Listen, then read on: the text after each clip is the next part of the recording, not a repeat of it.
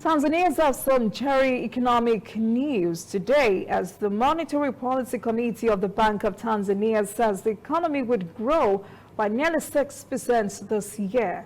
Governor of the Bank of Tanzania says the growth is fueled by sustained public investment and normalization of global trade and investments. Correspondent Isaac Lukando has the details. Tanzania's central bank's confidence in the country's economy remains unwavering despite the ongoing COVID-19 pandemic. A 5.7% growth prediction comes on the back of what it says are government financial operations that are broadly on track, a satisfactory revenue performance, and the country's manageable debt. This economist believes that the country should spend its financial resources on key sectors to achieve its goal. For a country to grow, you need to select very few sectors that you think you have a very competitive edge compared to your neighbors or peers. Then you put a lot of money into that, meaning investing a lot of money into that. Then that is the only way you can assure yourself of such growth. Tanzania's economy grew by 4.7% in the first 3 quarters of 2020, driven by construction, agriculture, transport, and mining. The country's president believes creating a good investment climate is key to reaching this year's growth targets.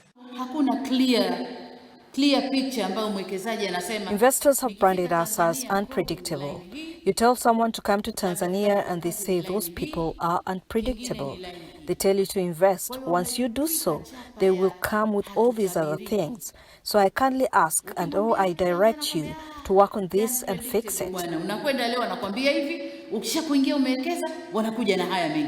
In June of last year, the Bank of Tanzania predicted Tanzania's economy would grow 5.5% in 2021. Earlier this year, the World Bank agreed with the prediction, raising its forecast to 5.5%, up from its earlier estimate of 2.5% for last year. The Tanzanian Central Bank's optimistic economic growth forecast comes on the back of a dire warning from the International Monetary Fund.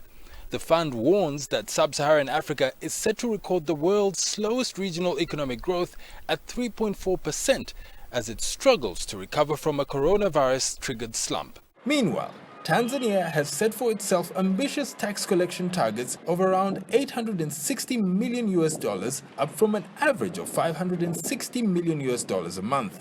Improving how taxes are collected could prove vital in reaching the country's growth targets. President spoke about the taxes, the tax authority, that is TRA, and the vice president spoke about the same, and the minister in charge of finance spoke about the very same people on how to improve the hostile tax collecting tactics.